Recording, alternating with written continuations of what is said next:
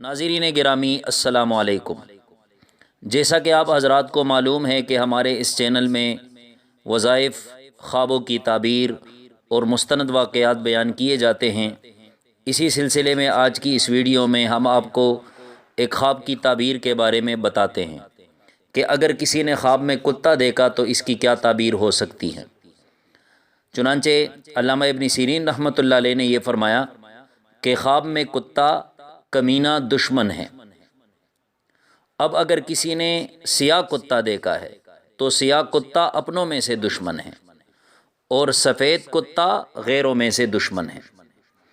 اب اگر کسی نے یہ دیکھا ہے کہ کتے نے اس کو کاٹا ہے تو یہ اس بات کی دلیل ہے کہ اس کو دشمن سے تکلیف پہنچے گی، اور اگر کوئی یہ دیکھے کہ کتے نے اس کا کپڑا پھاڑا ہے تو اس کے مال میں نقصان ہوگا، اور اگر کسی نے یہ دیکھا ہے کہ اس نے کتے کا گوشت کھایا ہے تو یہ اس بات کی دلیل ہے کہ وہ دشمن کو دفع کرے گا، اور اگر کسی نے خواب میں یہ دیکھا کہ کتے کو روٹی دی ہے تو اس کی روزی فراخ ہوگی، اور اگر کسی نے یہ دیکھا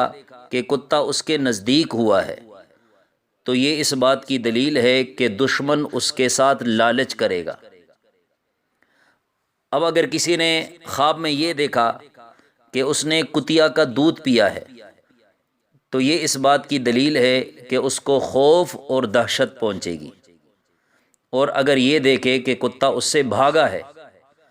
تو اس کا دشمن محتاط ہوگا۔ حضرت ابراہیم کرمانی رحمۃ اللہ علیہ نے یہ فرمایا ہے کہ اگر کسی نے خواب میں یہ دیکھا کہ کتیا اس کے گھر میں آئی ہے تو یہ اس بات کی دلیل ہے کہ اگر وہ غیر شادی شدہ ہے